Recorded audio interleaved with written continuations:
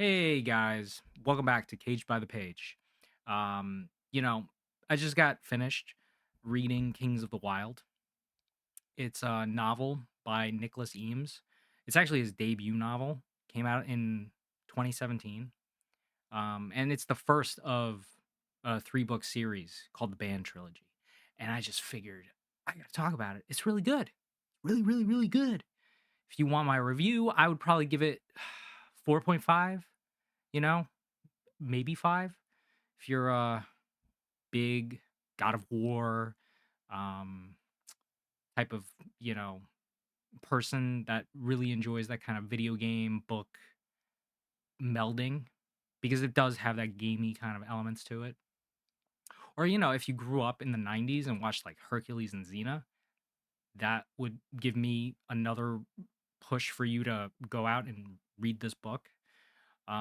So anyway, let me talk a little bit more about the book, kind of the synopsis, or at least, kind of give you an idea what you're getting into. Like, I would say 420 pages, something around then. So basically, the story follows a band of mercenaries called Saga.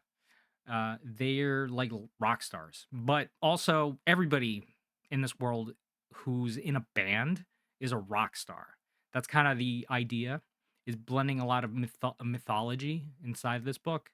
So Norse, you have centaurs, which are more like Greek or Roman.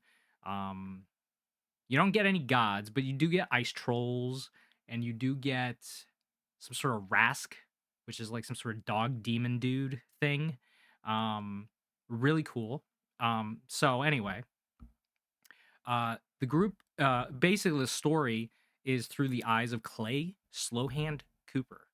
And he has now finally, given up the mantle of being part of the band. He wasn't actually the leader of the band, surprisingly, because he is kind of the leader, but not really. The leader is Gabe, Golden Gabe, as he is known. He's the face of the band, just has that personality, very talkative, chatty. But it's been, I want to say, 20 years since they've been together. So you got Clay, who you are in the book as the main protagonist. Gabe, Ganlin, Matrick, and Arcanius Moog. They're they're mage. Um, but yeah, they're all out of shape. Like I said, it's been decades of just living retirement.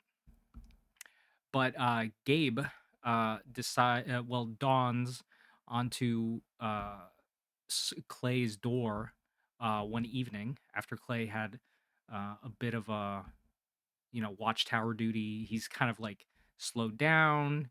He's just basically, you know, um, a guard on a tower for a king in a far off land that sees no action anymore.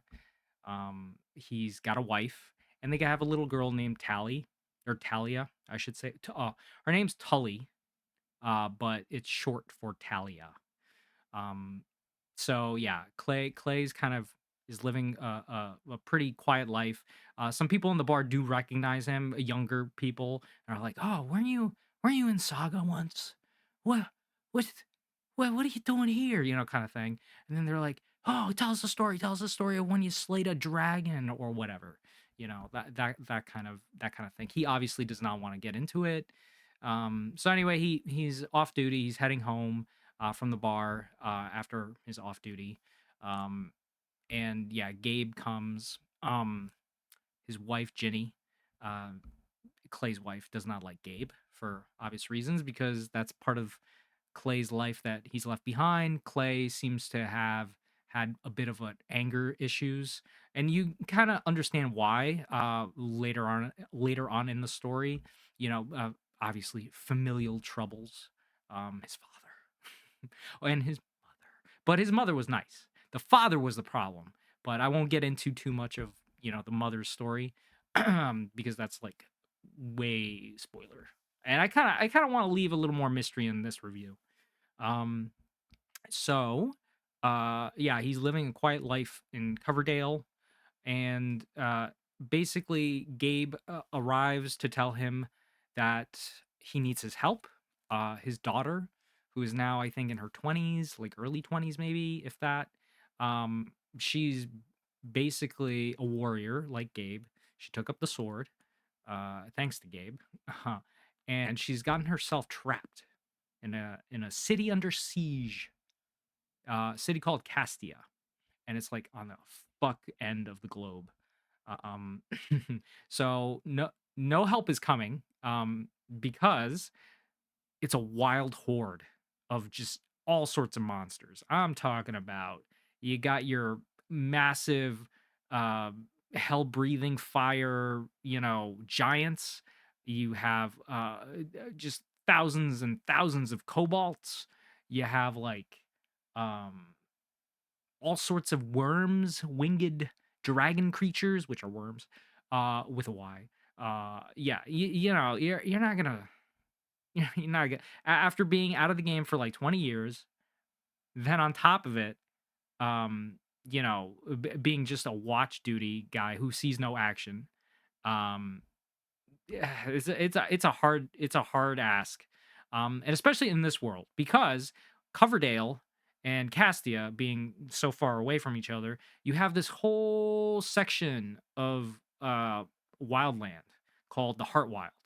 In the Heartwild, you have the plague, you have demons, trolls, cannibals, rasks, slimes that will disintegrate your body, your good bits, there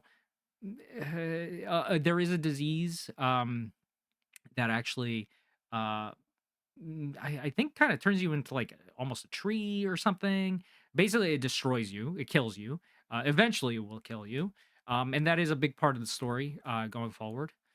So it's not an easy place to get through. Now, back in the day, Saga was legendary; they could get through all of that, but it's been a while. So, um, you know, Gabriel wants to say, just yeah, I can't do it, man. So he does. He says it. But then that night, he talks to his little daughter, who is kind of growing up to be a little bit of a tomboy, a little bit of a, catching frogs by the creek, thinking about her own little adventures and stuff. So she's like, "Daddy, I overheard basically that you and Gabe were talking, and Rose is in trouble. You know, Daddy, can't can't you go? Daddy, you're such a big strong man." No, well, I mean, she's obviously heard stories of the Heartwild and their adventures, and they were like a triple S ranking, type of band. So it you know it crushes Clay. He's like, "Oh, I have to, I have to go." So he goes out. He finds Gabe at the bar, kind of, a mess. He gets him cleaned up, gets some food. That morning, the next day, gets him packing with some stuff, and they head out. Clay has his amazing shield called Blackheart. It's basically been through so many battles and can withstand a lot. uh, Now, Gabe is supposed to actually have an amazing weapon of his own. It's a sword called Velicor. The thing is, he doesn't have it anymore. And that's kind of the first place they're going to have to go. They're going to have to retrieve Velicor. Unfortunately, Velicor is with their old, like, how can I put it? He's um he's a bookie, or not really a bookie. I mean, he is kind of a bookie. He acts like a bookie, but he was the group's like facilitator. The kind of, he got them jobs. He's the job guy, the quest giver. And took a cut of the profit of whatever gold and stuff that they were able to get from whatever journey whoever was paying, etc. He's in the he's in the city of Conthus, and the guy's name is Baloric. Um, or no, I'm sorry, Baloric. His name is Caloric, Caloric. Yeah. So he's a dickhead. He's a douchebag, but he's also very rich. He made a lot of money from all the bookings and stuff that he made over the time of, like, the band's time together. So he also has Gabe's wife willingly. Gabe and his wife didn't end up working out because Gabe's kind of a douchebag, and his wife got sick of him and caloric. Although he's like an ogre gross looking pustule man, he, kind of an orc. He looks like an orc, basically, but he's not an orc. He's a human, I believe. Um, he had money and had a big, business that was booming, and so he ended up buying an entire like pantheon on the top of the hill of the city, and has all these relics and stuff. And Gabe's relic, Velicor, who was bestowed to Gabe by the big like elf dude of ancient past. Basically, this guy, he was able to use the sword Velicor to cut into the fabric of time and space, and pass through this portal and bring like his elven people with him, because their world, there was something happening with their world I'm not gonna get into. That's like late game stuff. And so, this artifact, the sword, is like super, super rare, super important. And unfortunately, he's back at Caloric's door. And supposedly Caloric had told him, like, hey, you can get it back whenever you want, buddy. In the end, that's not the case. So they are able to escape Caloric, and they have their old other bandmates that they have to collect. The next one is going to be Arcanius Moog. He's a mage, but at this point in his life, he's just brewing up potions for Viagra. He's Viagra mage, basically. That's what his like business is about. It's called the phylactery, and he's he had a husband. Unfortunately, the husband succumbed to you know, to the plague that is in the Heartwild that kills people eventually. It starts slow, if you get it on your flesh, it starts growing up and crawling up your skin and just, eventually will take you. So his husband died, and Moog did try his best to find a cure in 20 years, and unfortunately he was never able to find it, and his partner had passed. So they get to the phylactery.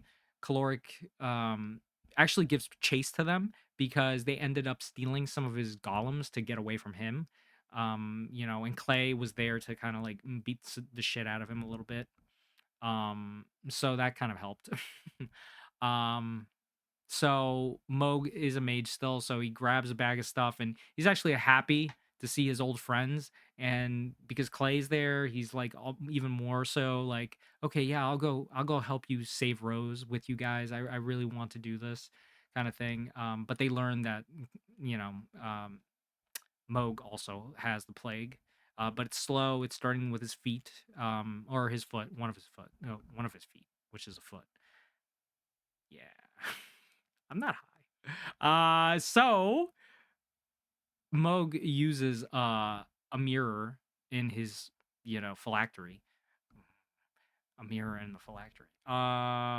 To kind of teleport them to Matrix Place because they use that mirror in one of their long adventures, just trying to save a princess from a warlord. To kind of sneak in. Oh, you know what? It kind of reminds me of the Dungeons and Dragons movie. If you just see, not the 1999 one, please, for the love of God, do not watch that movie. But if you've seen the latest movie, the one with Chris Pine and um Olivia Rodrigo. No, wait a minute, that's the wrong one. That's the one that sings. Shit. What is her fucking name? Rodriguez. Something Rodriguez. All the Fast and the Furious movies. If you've seen them, you know what I'm talking about. Anyway, or I'll just put a fucking note or something. Card. Put the picture of her face in the Fast and the Furious. I don't know. I don't know how much I'm gonna edit this. Anyway,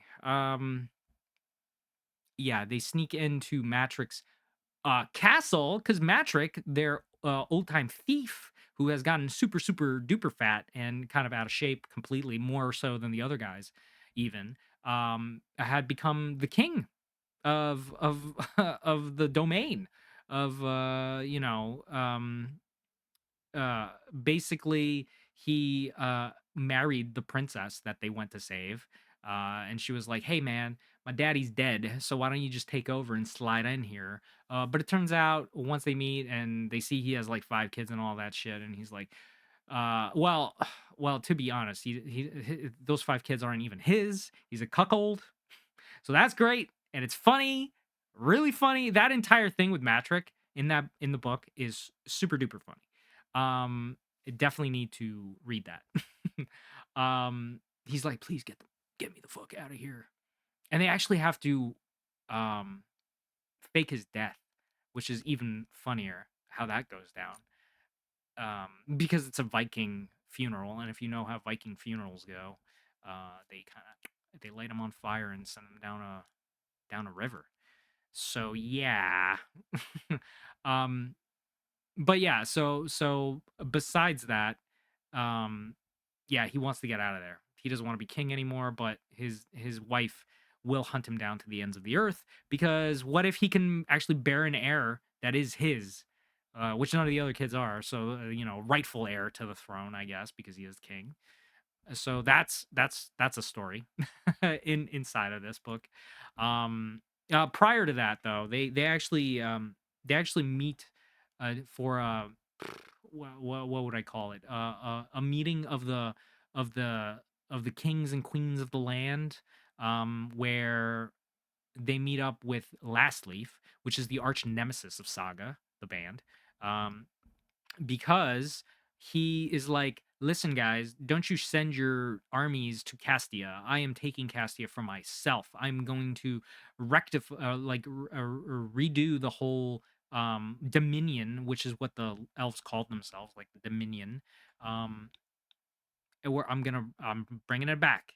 And if you guys let me have Castia with my horde of wild creatures and stuff, then maybe we can work on trade agreements or some shit. But Saga attends this meeting because Matrick is part of them, and blah blah blah.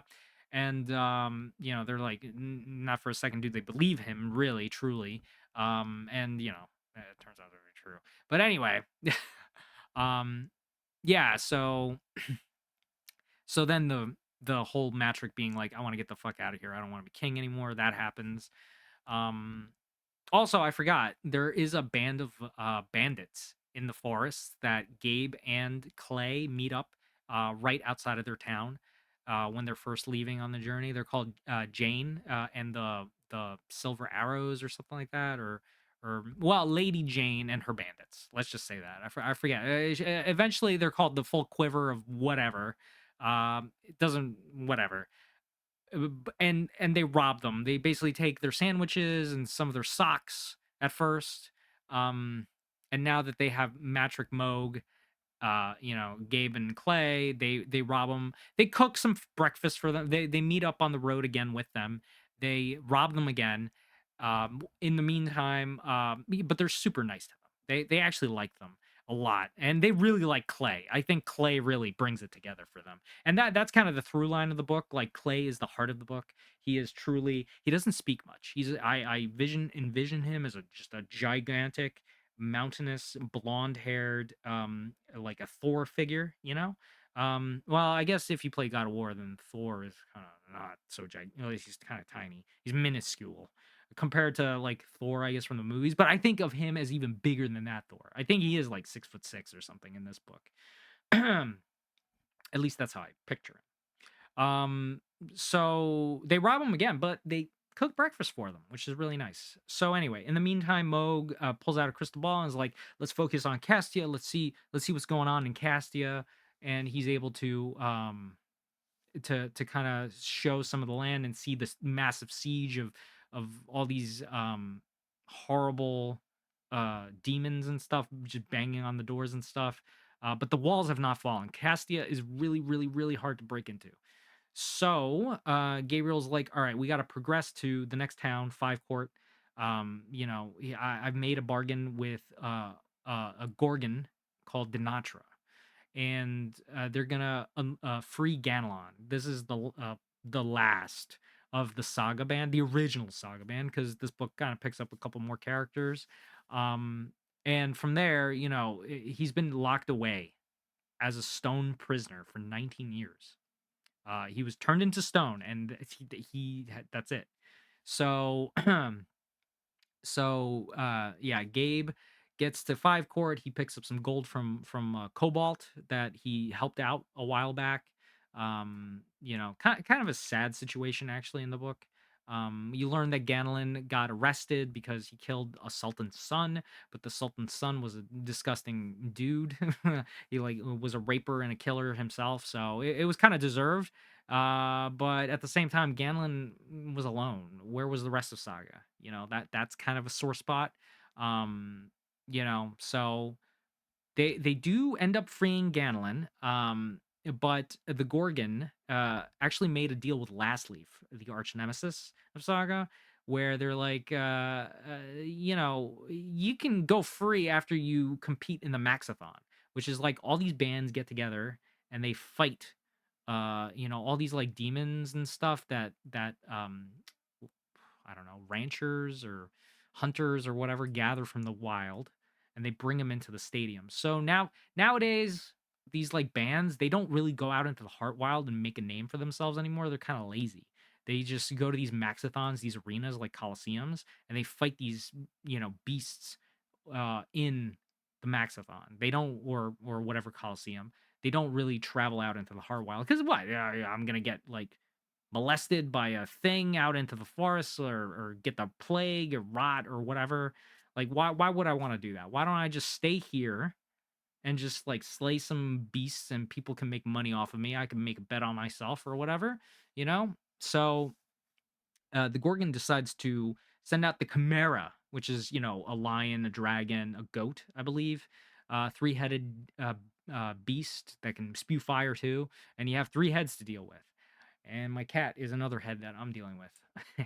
And so Ganelin being like 20 years younger than everybody else, even though, he was stuck in stone, right? So he's able to help Saga out a little bit, but they're still good fighters. Like not caloric, Matrick, he's got his knives and he's named them. And he's still pretty swift, even though he's a fatty.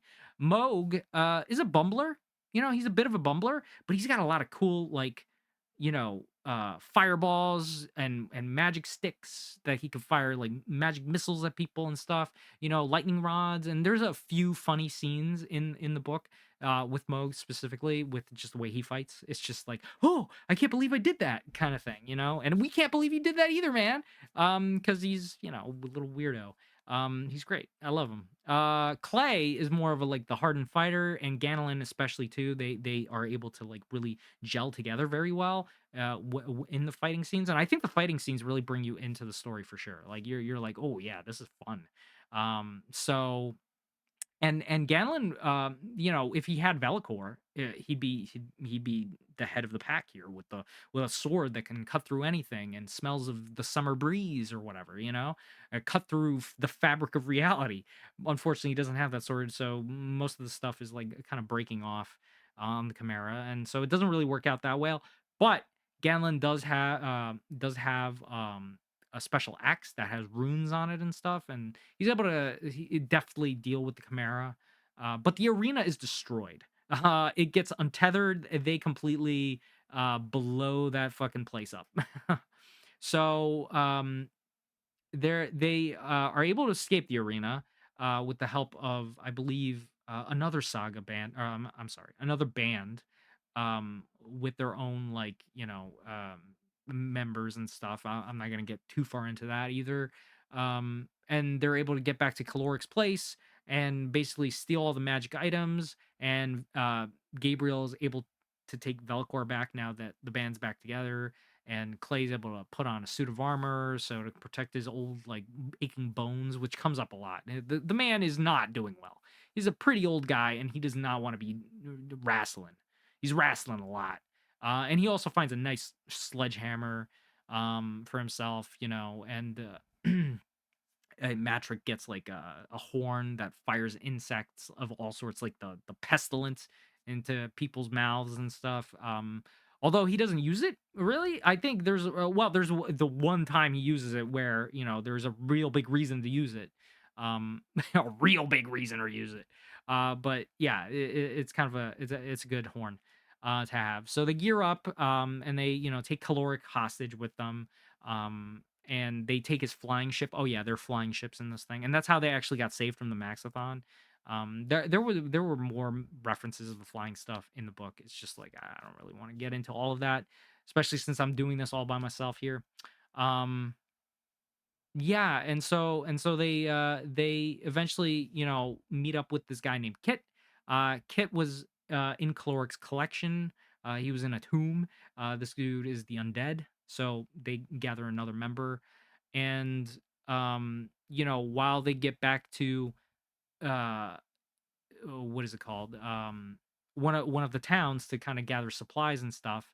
Um, Clay and Ganelin head off to a bar where they discover Jane again, and she's got more of her band of girls with her, and now they're all more fully dressed and stuff. Like they've basically been gathering more and more loot as time has gone on, and so at the bar they're cornered by Larkspur, who is a bounty hunter, a Deva bounty hunter, who's been hired by Lilith to get Matrick back because, like I said, Lilith didn't want Matrick to be alive, and through all the exploits, Lilith definitely knows that Matrick is still alive.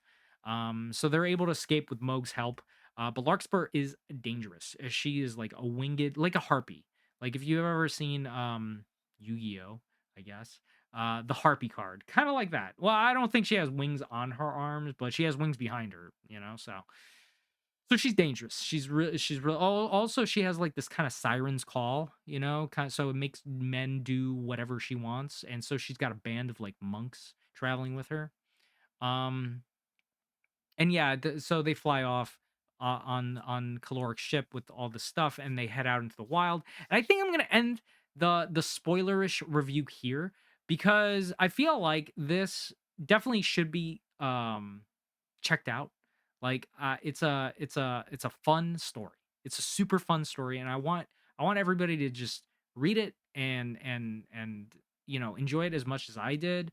If especially if you enjoy God of War, Hercules, Xena, you know, just it's really fun. It's fun. It's exhilarating.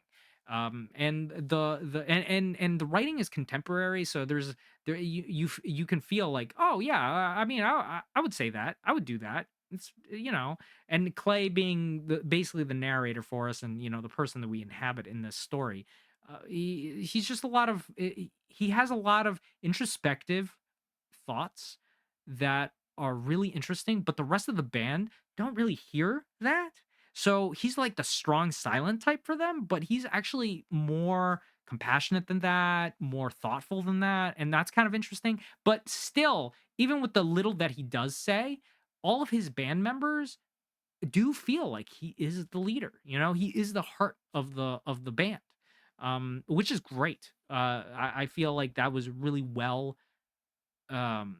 written, to bring you close to that character, and it was just a really fun fantasy romp. If you're looking for a fun fantasy romp, this is the romp to do, bro. Or something along those lines. So, you know, uh, I again, I would probably give it like a 4.5 stars. I wouldn't call it perfection. I will say that the very very end of like the book, I think it was good. I think it was good.